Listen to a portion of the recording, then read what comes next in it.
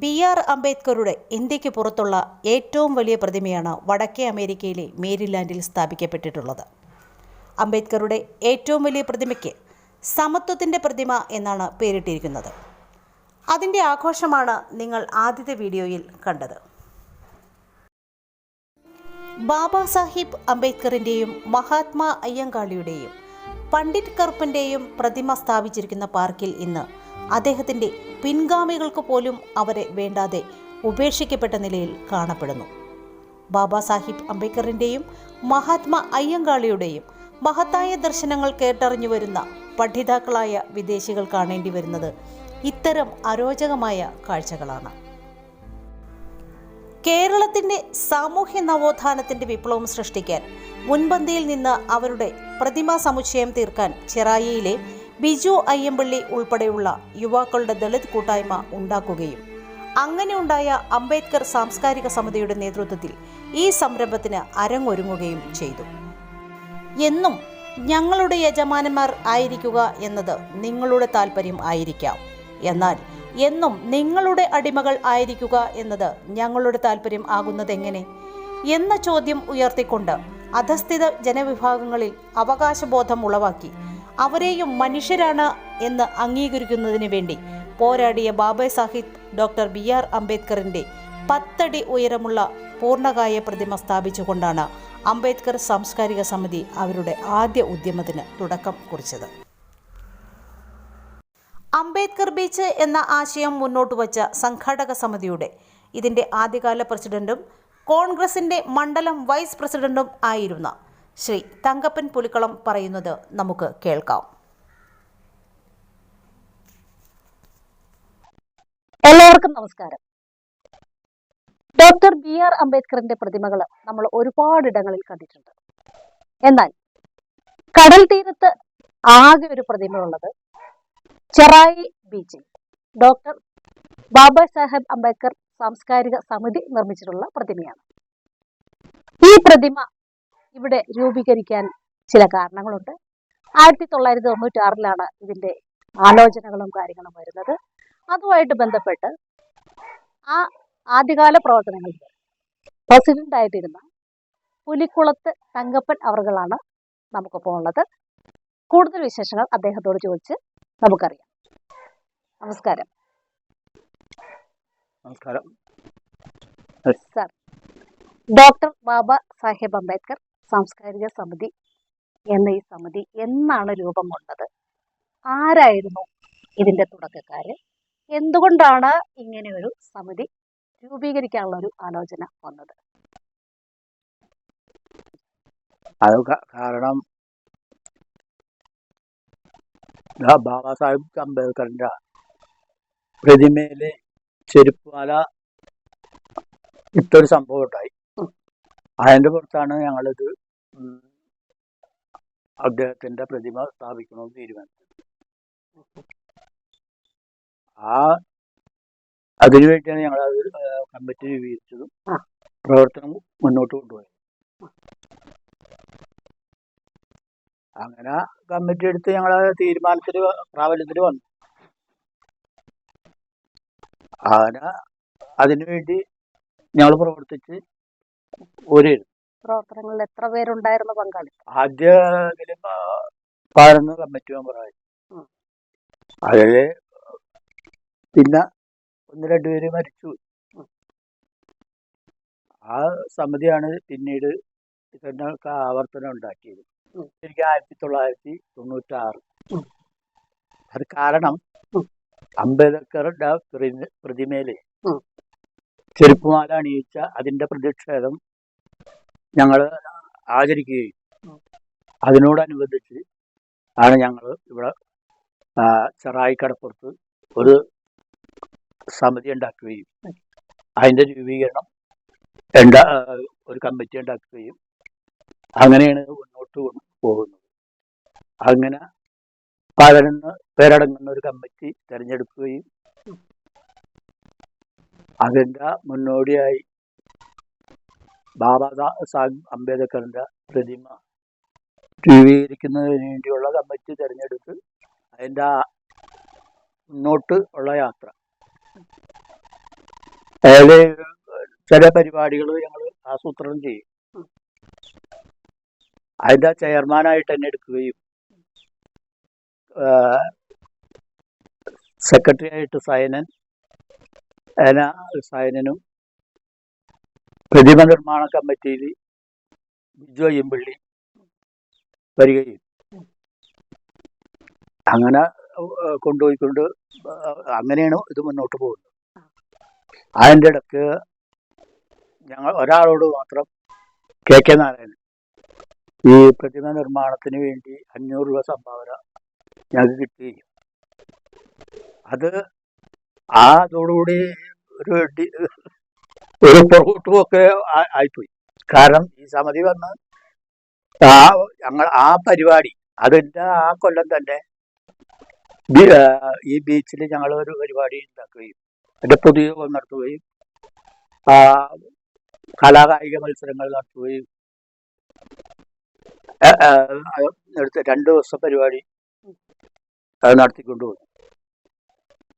അങ്ങനെ നടത്തിക്കൊണ്ടുപോകുന്ന ആ അവസരത്തിൽ അതിൻ്റെ വരുമാനത്തിൽ ഞങ്ങൾ വരവ് ചെലവ് കണക്ക് അവതരിപ്പിക്കുകയും അന്ന് തന്നെ പരിപാടി കഴിഞ്ഞതിന് പിറ്റേ ദിവസം വരവ് ചെലവ് അവതരിപ്പിക്കുകയും അതിൽ 800 രൂപ ബാലൻസ് ഉണ്ടായി. അത് ഞാൻ ഏൽപ്പിച്ച് അങ്ങനെ അവിടെ വെച്ച് പിന്നെ പിറ്റേ കൊല്ലം ഇത് പിന്നീട് കമ്മിറ്റി രണ്ടാമത് തെരഞ്ഞെടുപ്പ് നടത്തണമെന്നും പറഞ്ഞ് ഞാനത് എൻ്റെ ഇതിൽ ഞാൻ പറഞ്ഞു അത് പിന്നീടാകട്ടെ എന്ന് പറഞ്ഞു. പിന്നെ എന്നെ സഹകരിപ്പിക്കാണ്ട് പിന്നെ ഒരു കമ്മിറ്റി എടുക്കും. ആ കമ്മിറ്റി എടുക്കാം. പിന്നെ ഞാനതിൽ എല്ലാ കൊല്ലവും എന്നെ വിളിക്കും. ഞാനതിൽ പങ്കെടുക്കാറില്ല. കാരണം ഞാൻ ഏത് സ്ഥാനം എനിക്ക് നേരെ പോകും. നമ്മൾ പണിയും കളഞ്ഞ് ഇതിനൊക്കെ ബുദ്ധിമുട്ടുള്ള അതിന് അത് പിടിച്ചു പറിക്കാനോ മറ്റുള്ള ഇങ്ങനെയല്ല. നമ്മളൊരു സ്ഥാനത്തിൽ അത് നല്ല രീതിയിൽ പോകണം. അപ്പൊ ഏത് സ്ഥാനത്ത് ഇരുന്നാലും എനിക്കത് നല്ല വഴിക്ക് കൊണ്ടു. ഞാൻ കോൺഗ്രസിന്റെ മണ്ഡലം വൈസ് പ്രസിഡന്റ് ആയിരുന്നു. അത് ഒരുപാട് സംഘടനയിൽ ഇരുന്നിട്ടുണ്ട്. അവരൊക്കെ പറ്റാത്ത കാര്യം വരുമ്പോൾ പിന്മാറും. അങ്ങനെ ഉള്ള സ്വഭാവമില്ല. അപ്പൊ അതോടുകൂടി ഇവര് എന്നാ തെരഞ്ഞെടുപ്പ് പിന്നെ ഇവരെന്നാ നിരന്തരം വിളിക്കും. ഞാനതിൽ പങ്കെടുക്കാറില്ല, ഞാൻ പോകാറില്ല. ആ പരിസരത്തേക്ക് ഞാൻ പോകില്ല. ഡോക്ടർ BR അംബേദ്കറിന്റെ പ്രതിമ സ്ഥാപിക്കണമെന്ന ആശയം എങ്ങനെയാണ് ഉണ്ടായത്? അത് പ്രതിമ ഡോക്ടർ അംബേദ്കറിന്റെ പ്രതിമയില് ചെരുപ്പുമാല അണിയിച്ചല്ല 1996 മഹാരാഷ്ട്രയില് അതിന്റെ പ്രതിഷേധം ഇവിടെ വൈപ്പിങ്കര നല്ലൊരു കൂടുതലൊക്കെ ഉണ്ടാക്കി, പ്രകടനവും ഒക്കെ ഉണ്ടാക്കി. അതോടുകൂടി തന്നെയാണ് അങ്ങനെ ആ ഒരു ഇതിലാണ് ഞങ്ങൾ ഇവിടെ ചെറായി കടപ്പുറത്തൊരു പ്രതിമ സ്ഥാപിക്കണമെന്നുള്ള ചുറ്റുപാടില്ല. ആദ്യം ഞങ്ങൾ ഇവിടെ ചെയ്തത് 2 ഫോട്ടോ വെച്ച് ആരാധിക്കുകയായിരുന്നു. അത് കഴിഞ്ഞിട്ടാണ് പിന്നെ അദ്ദേഹത്തിന്റെ പ്രതിമ സ്ഥാപിക്കണമെന്ന് ഞങ്ങൾ തീരുമാനിച്ചത്. എന്റെ നേതൃനിരയിൽ നിന്നവരായിരിക്കായിരുന്നു? ചെയർമാനായിട്ട് ഞാൻ, സെക്രട്ടറി ആയിട്ട് സൈനൻ, പ്രതിമ നിർമ്മാണ കമ്മിറ്റിയിൽ അയ്യമ്പള്ളി ബിജു ചെയർമാനായിട്ട്, പിന്നെ രമണൻ കജാജി, പിന്നെ ഉദയൻ, അങ്ങനെ ഒരു 11 പേര് കമ്മിറ്റിയിൽ. അങ്ങനെയാണ് പിന്നെ ഞങ്ങൾ ഈ പരിപാടിയൊക്കെ ചെയ്തത്. ഏകദേശം 28 വർഷം ആയിട്ടുണ്ട് പ്രതിമ നിർമ്മാണം. പ്രതിമ സ്ഥാപിച്ചതിന് ആയിട്ടുണ്ടോ? ഇല്ല. 20 അതായത് 10-18 കൊല്ലത്തോളം ആയിട്ടുള്ളൂ. പ്രതിമാ സ്ഥാപനവും ഈ സമിതി രൂപീകരണമായിട്ട് മുന്നിൽ നിന്നൊരു ആദ്യ കാലത്ത് മുന്നിൽ നിന്നൊരു വ്യക്തി എന്നുള്ള നിലയ്ക്ക് ഇപ്പോഴുള്ള ഇതിന്റെ പ്രവർത്തനത്തെ എങ്ങനെയാണ് നോക്കി കാണുന്നത്? എങ്ങനെയാണെന്ന് പറഞ്ഞാൽ ഇപ്പൊ കുറച്ചു കാലങ്ങളായിട്ട് ഒരു പരിപാടി നടക്കുന്നില്ല. അത് വല്ലാത്ത സ്വാധീന അവസ്ഥയിലാണ് പോയിട്ടുള്ളത്. അതാണ് ഇപ്പോഴത്തെ സ്ഥിതി. ഡോക്ടർ അംബേദ്കറുടെ പ്രതിമ കൂടാതെ മഹാത്മാ അയ്യങ്കാളിയുടെയും പണ്ഡിറ്റ് കറുപ്പന്റെയും പ്രതിമ കൂടി ഒപ്പം ലോകത്ത് തന്നെ അപൂർവമായിട്ടുള്ളൊരു സംഭവമാണിത്. അപ്പോൾ അതിന്റെ ഇത്രയും ശോചനീയ അവസ്ഥയിലേക്ക് പോകാനുള്ള ഒരു കാരണം എന്തായിരിക്കും? അത് പിന്നീടുള്ള കമ്മിറ്റികളുടെ പ്രവർത്തനത്തിന്റെ ഫലമാണ്. എന്ത് കാര്യത്തിനും ആത്മാർത്ഥത ഇല്ലെങ്കിൽ പിന്നെ ഒരു കാര്യമില്ല. ആത്മാർത്ഥത ഇല്ലെങ്കിൽ ആ സ്ഥാനം ഇത് പോയി. അപ്പൊ ആദ്യം വന്ന ഇതൊക്കെ പോയി, പൗരുഷം പോയി. നമുക്ക് ഈ പ്രതിമകൾ ഇവിടെ രൂപീകരിക്കുമ്പോൾ അല്ലെങ്കിൽ ഇവിടെ സ്ഥാപിക്കുമ്പോൾ ഒരു വലിയൊരു ലക്ഷ്യം എന്തെങ്കിലും ഉണ്ടായിരിക്കുമല്ലോ. എന്തായിരുന്നു ആ ഒരു ഉദ്ദേശം? എന്തായിരുന്നു? പട്ടികജാതി വിഭാഗത്തിനെ ഒരുമിച്ച് കൊണ്ടുവരാം, എല്ലാ വിഭാഗങ്ങളെയും. എല്ലാ വിഭാഗങ്ങളും. അങ്ങനെയാണ് ഇത് കൊണ്ടുവരുന്നത്. ഞാൻ പറഞ്ഞില്ലേ, എന്റെ സംഭാവന ആദ്യം തന്നെ വീട്ടുവാസ സമുദായത്തിലുള്ള ആളാണ്. അപ്പൊ എല്ലാവരെയും കൂടി നമുക്ക് വിപുലീകരിച്ചിട്ട് ഇത് കൊണ്ടുപോകണം എന്നുള്ളതായിരുന്നു. അത് പിന്നീട് ഉള്ള കമ്മിറ്റിക്കാര് വന്ന് അതങ്ങനെ ഇരിപ്പോയി. അത് സ്വാർത്ഥ താല്പര്യങ്ങളായിപ്പോയി. അപ്പോ ഇനി മുന്നോട്ടുള്ള പ്രവർത്തനം എങ്ങനെ ആയിരിക്കണം? നല്ല രീതിയിൽ പോകണം എന്നുള്ളതാണ് നമ്മുടെ കാഴ്ചപ്പാട്. അതായത് അത് നമ്മളെ കണ്ട കാഴ്ചപ്പാട് ഇവിടെ നടപ്പാക്കണില്ല. നമ്മളൊരു ഇത് കൊണ്ടുവരുമ്പോ തന്നെ അതിനൊരു ആത്മാർത്ഥത ഉണ്ടായും, അത് ഇന്ന വഴിക്ക് കൊണ്ടുപോകണം എന്നൊരു ചിന്താഗതിയിലാണ് ഇത് കൊണ്ടുവന്നത്. പക്ഷെ വന്ന പ്രവർത്തകന്മാർ അത് നശിപ്പിച്ചെന്നുള്ളതാണ്. അതായത് നമ്മൾ നിസ്വാർത്ഥ സേവനത്തിലൂടെ നല്ല രീതിയിൽ പ്രവർത്തനം മുന്നോട്ട് കൊണ്ടുപോകണം എന്ന കാഴ്ചപ്പാടിൽ വന്നുവെങ്കിലും പിന്നീട് അത് ഉണ്ടായില്ല.